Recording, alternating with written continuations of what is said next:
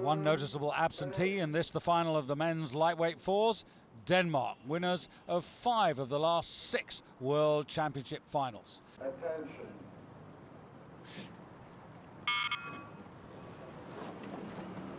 A very even start. Ireland 3 from the bottom of the picture, but here we are with the Italians. Bruno Mascarenhas in the stroke seat, Paul Griffin now for Ireland in the Irish lightweight 4. Ireland were the fastest qualifiers from the semi-finals, with France just tucked in behind them. But the French have really been flying and looking very, very good here. They're only 1 second behind them in the semi-finals. So I would see really the race between these two, certainly with Italy, with the experience that they've got in their boat. Bruno Mascarenhas there was 3rd in Athens in this 4 with Bertini sitting in the bow seat. And they brought in Ilia Luini, the famous double sculler, lightweight double sculler, who's got so many medals, he probably hasn't got any room on his shelf anymore. But Luini and Pettinari have broken up, and Luini is now changed over to rowing, and he's sitting behind Bruno Mascarenhas in the Italian 4.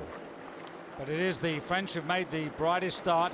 Fabien Tillier in the stroke seat, and the man sitting behind him there, Jean-Christophe Bette in the 3 seat, a man who was part of that French lightweight 4 that had such a fabulous victory in the 2000 Olympic Games in Sydney, when of course the Danes were suffering from Poulsen's knee and could only manage bronze. That's right, and but Bette is really a tremendous performer, and I think this French 4 is something special. They do float and move very, very beautifully. And they go through the first quarter, 1:23.73 for the French, and that's a really bright start from them. It's Tillier, Bette, then Jeremy Pouge from Lyon, and Frank Solferosi in the bow seat, also from Lyon. And Christophe Bette there in the 3 seat. He's the oldest of the quartet, 27 years of age. Yeah, I'm surprised that Ireland isn't closer up, because I mean, the French are very good, but you don't really want to see them sitting up a length and a half in front, because they finish very fast as well. But Ireland beginning now to move back a little bit, but to have lost 2 seconds in the first 500 was not good. Poland were very good off the start of the first 500 metres, but they're beginning to slip back a little bit. There are the Poles on the near side. Funny, they don't reach out forward, do they? They're almost leaning back as they take the stroke. They could really afford to take a lot more reach forward, to take much longer strokes, but they seem to be missing rather a lot at the beginning of the stroke, and that's not really helping them to move the boat along between the strokes. Making progress, Germany, Axel Schuster, with Matthias Veit sitting behind him in the 3 seat, then Stefan Maleko and Bastian Seip just about in the silver medal position as we come to the half distance. Ireland, Italy, Australia on the far side, so everybody in contention for a medal. Yeah, Australia are actually trailing quite a bit. Yeah, they did very well last year in the Olympics, but it's a completely new lineup, new crew, and Australia have a real talent for technical excellence. They always bring their crews on beautifully well, but for me, this French crew is looking superb, really moving out well. They've got all that length forward. They're really flowing very, very beautifully. It's a very, very good side. But Australia there perhaps throwing up a bit of water there in the towards the end of the stroke there at 3. Not quite the technical excellence that you expect from Australia, but they're well in the fight. They're coming back. They started slowly. They're moving back through the field and moving very well now finally. But a little bit of, with new people there, it's always difficult to get the movements right, the technique between all 4 athletes moving perfectly well. Ireland have been together for a little bit longer, and they show that good kind of tightness of the unit. Real professional crew, the Irish, Paul Griffin, the law student, Richard Archibald, the architect, Eugene Coakley, civil engineer, and Timmy Harnedy. He's the man who's in for Niall O'Toole, but he's studying Russian. And at the moment, they are rushing up on the French. And the French are now having a really fight to hold them off in the last 500 metres here. Just noticing there, Australia in 3rd place, really holding.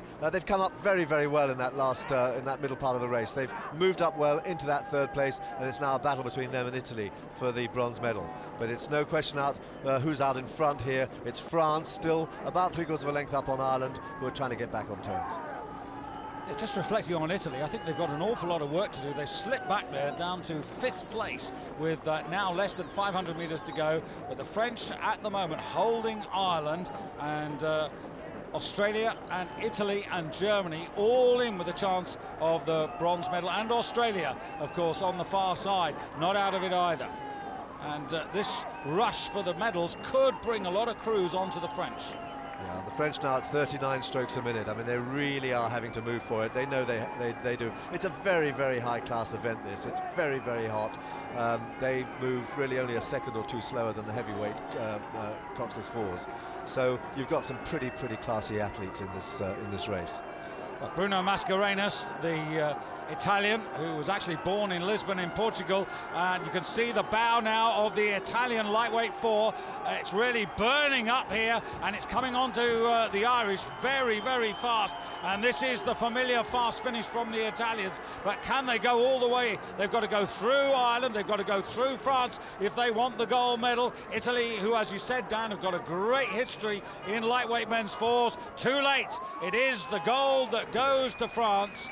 Ireland get the silver, and Italy, fast finishing Italy, take the bronze away from Australia and Germany and Poland. But pillar to post there for the French. Yeah, very composed still. They didn't lose their form, and that's why they won. Italy 1:25.28. They also will reflect on how much ground they gave away in the middle thousand. So France already with a very bright prospect for the Beijing Olympics in this particular boat category.